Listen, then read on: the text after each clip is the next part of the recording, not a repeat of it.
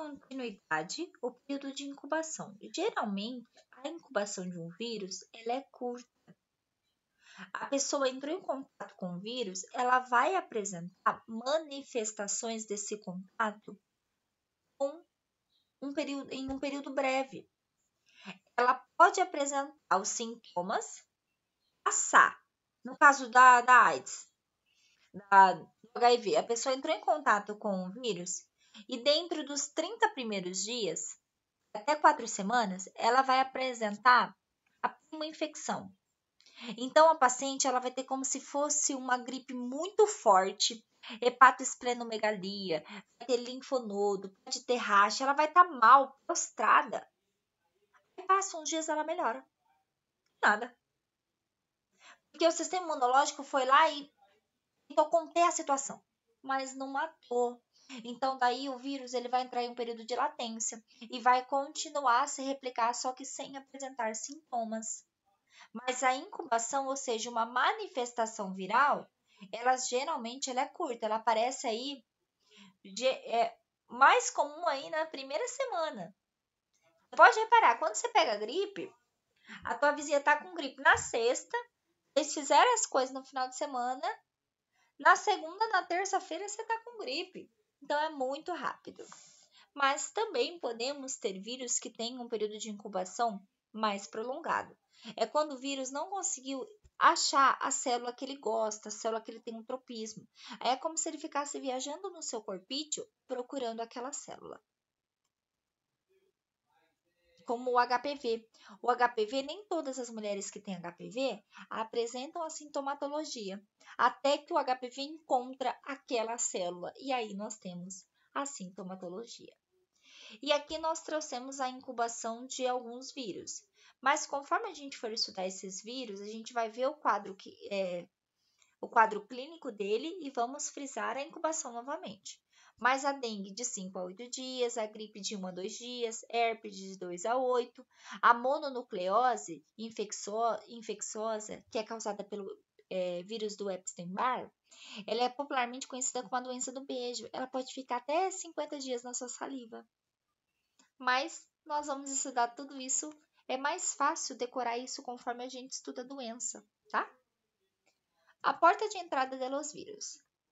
O vírus entra no organismo, vai disseminar, né? Aí ele disseminou naquela célula, ele vai ter o egresso. O que é o egresso? A saída. Ele contaminou aquela célula, agora ele vai sair para contaminar outras. E vai gerar um sítio de replicação. Portas de entrada, superfície, pele, mucosa, trato gastrointestinal, trato respiratório, né?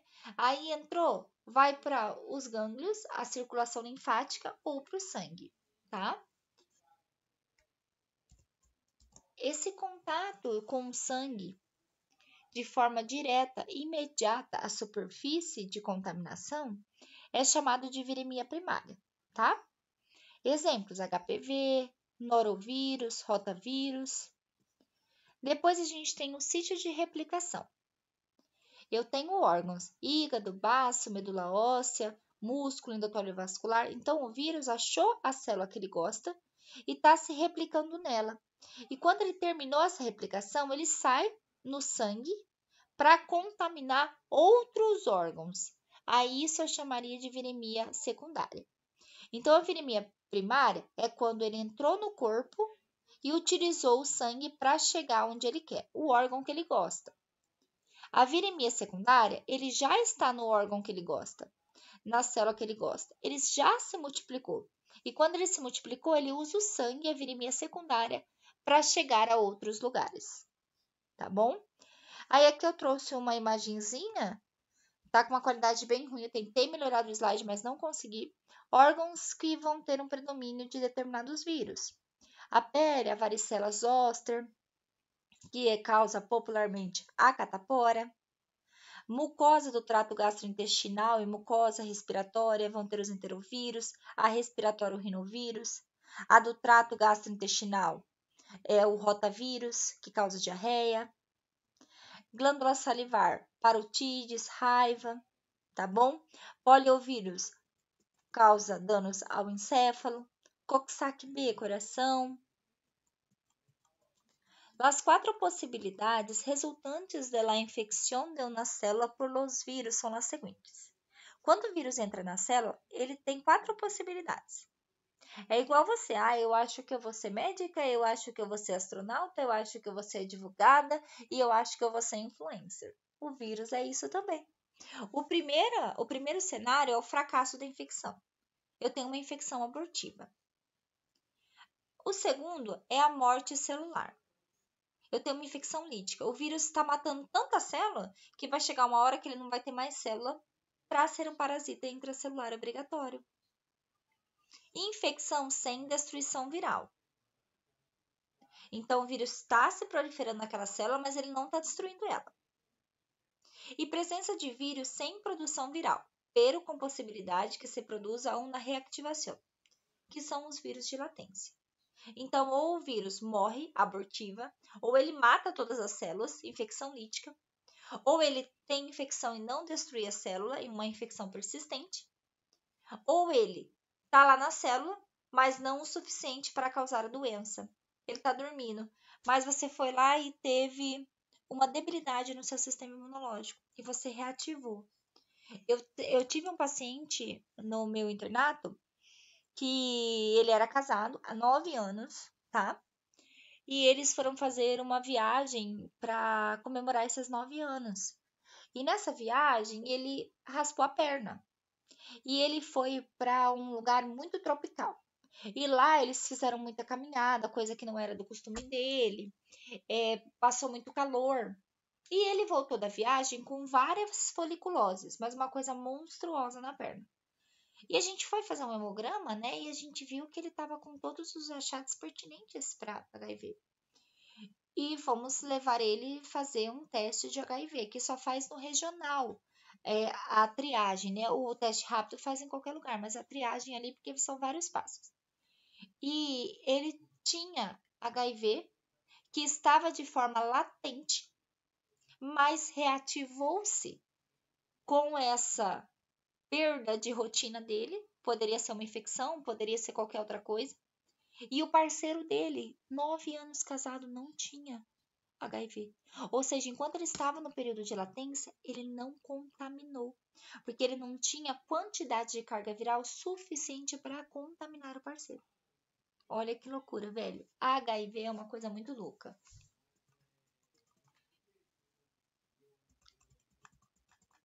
Enfermidade vírica. A susceptibilidade relativa de um indivíduo e a gravidade da enfermidade depende dos seguintes fatores: o mecanismo de exposição e localização da infecção. Você acha, gente, é muito mais fácil você pegar o vírus se você está contaminado e tossir na cara da pessoa?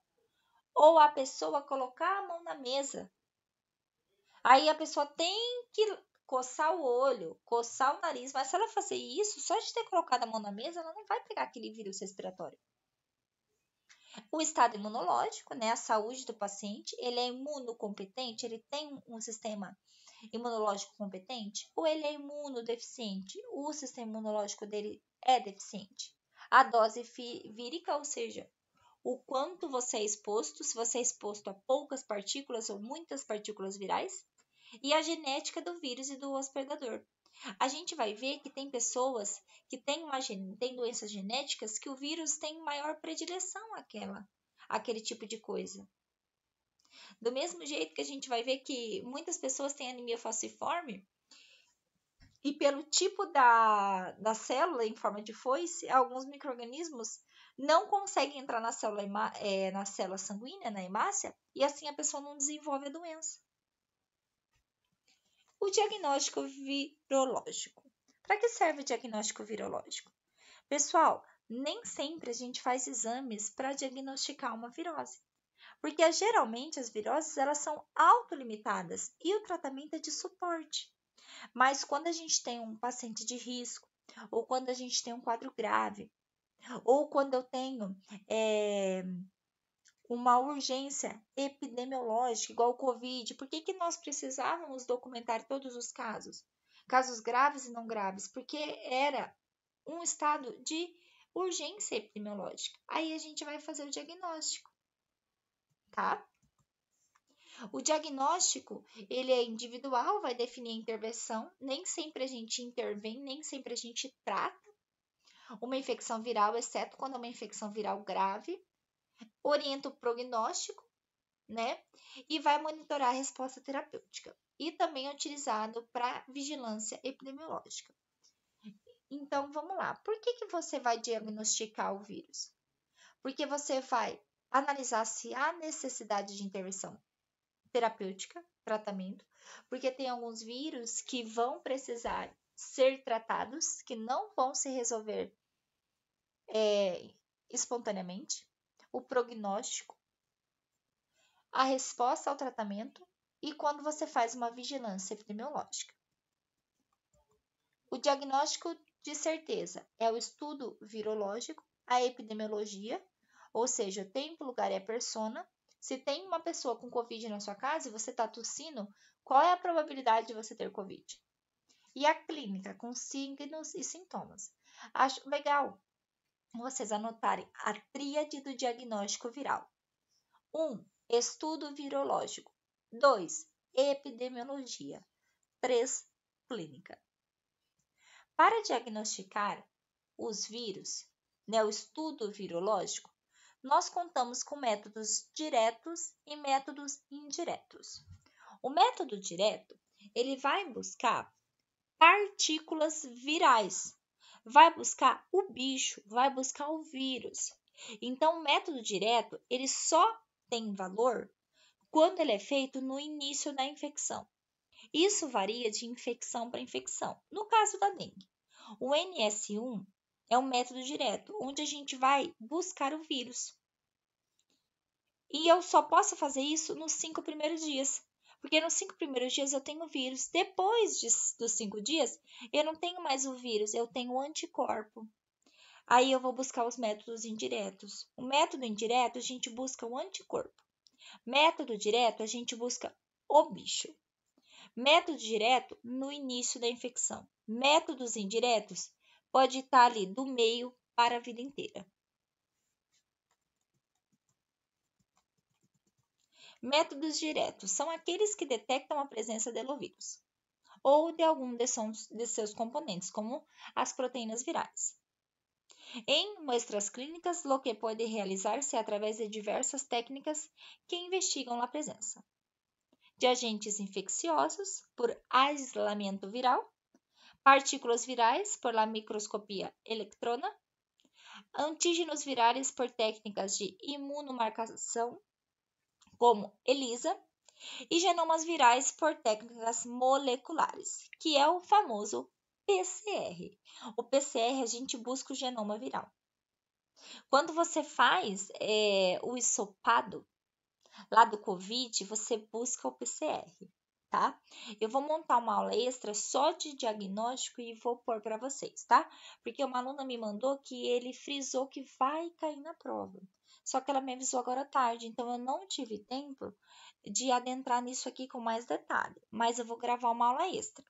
Mas saibam que método direto a gente busca o vírus ou partículas do vírus.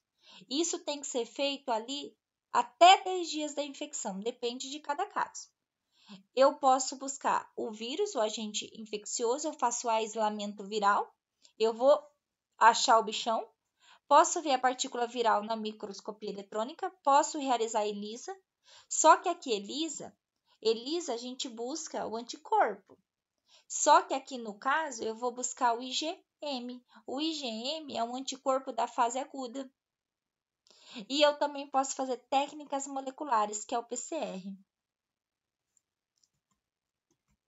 E os métodos indiretos?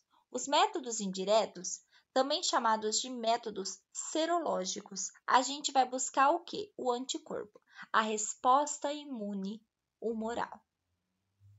Tá? Eu busco anticorpo. E serologia, eu busco esse anticorpo aonde, Ingrid? No soro, no plasma. Então, eu tiro o sangue, eu espero precipitar e busco o anticorpo no soro, ok?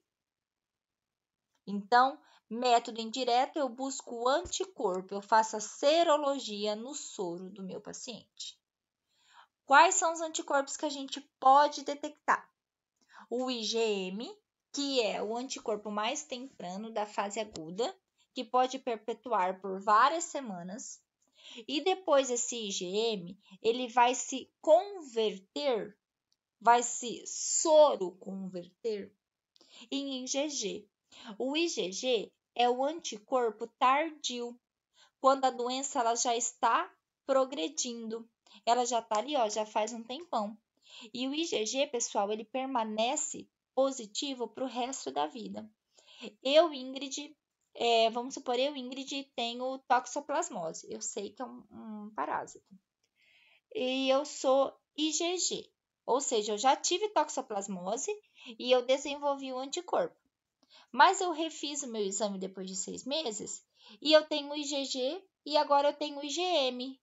Opa, eu tinha um anticorpo, mas eu também estou com uma infecção ativa, uma infecção aguda. E a seroconversão é essa passagem de um quadro agudo para um quadro crônico ou uma memória imunológica, uma cicatriz imunológica, tá? A menina me mandou que ia cair essa página 48, eu vou fazer uma aula extra só focando nisso, tá bom? Mas essa seroconversão é assim. Você tem a fase aguda. A fase aguda você tem 32. E a fase de convalescência é quando a doença está passando, você tem 32. Então, o seu resultado é que você tem uma infecção prévia. Ou seja, você tem uma infecção que já aconteceu e o meu paciente é imune. Mas quando na fase aguda você tem baixo, negativo, e na fase de convalescência você tem negativo, você tem ausência da infecção, ou seja, o seu paciente ele é susceptível. E na fase aguda você tem negativa, você tem baixa. E na fase de convalescência você tem alta. Então você tem uma conversão serológica, uma infecção recente, tá? Então vamos lá. Se eu tenho os dois alto, os dois positivos, o que seriam esses dois, gente? Fase aguda, IgM. Fase de convalescência, IgG. Então, eu tenho IgM e IgG positivo, IgM e IgG alto. Eu tenho uma infecção prévia. Meu paciente tem a infecção, só que ele já teve a infecção e aí ele é imune. Então, ele tem um anticorpo para defender-se. É a Ingrid com toxoplasmose. Ela já teve 6 meses atrás e agora ela está de novo. A Ingrid foi fazer exame de toxoplasmose e o IgM dela veio negativo, veio baixo, e o IgG dela veio negativo, veio baixo. Então, ela não tem infecção, ela não tem anticorpo, o IgG. Então, ela é suscetível, ela pode pegar infecção e não ter defesa. E ela fez o IgM, e o IgM deu baixo, negativo, mas o IgG dela deu alto, deu positivo. Então, ela está seroconvertendo, ou seja, ela teve contato com a infecção. A infecção, tecnicamente, já está passando, o IgM dela não está mais positivo, não está mais alto, mas ela tem o anticorpo sendo produzido. Ela não é totalmente imune, mas o corpo dela está trabalhando para isso. Nós vamos trabalhar muito com isso nos diagnósticos, mas eu vou gravar uma aula extra explicando como diagnosticar os outros exames, como que funciona. Por que aqui é positivo e aqui tem número? Porque pode ser por hemoglutinação, que é um exame que a gente vai ver na aula extra, tá bom? Então, método direto, eu busco o bicho, aislamento viral, ou eu posso ver as partículas virais no microscópio eletrônico, eu posso buscar o genoma viral, que são os testes moleculares, o PCR, ou buscar ELISA, IgM. E métodos indiretos, também chamados de sorológicos, eu busco os anticorpos.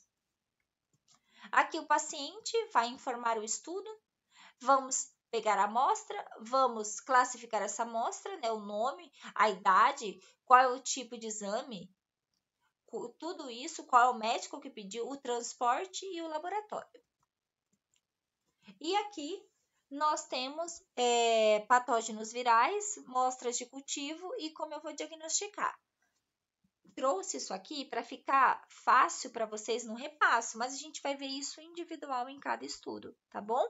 Mas na hora de vocês repassarem, essa tabela tá aí esperando vocês. E aqui, quando eu falei para vocês do ciclo lítico e ciclo lisogênico, que é a forma de liberação do vírus que replicou-se na célula, o lítico, ele destrói a célula, ele rompe ela, e o lisogênico, ele sai só por um buraquinho e a célula continua lá, viva, mas se multiplicando, ok? Por isso, por hoje é só, nós terminamos a nossa aula.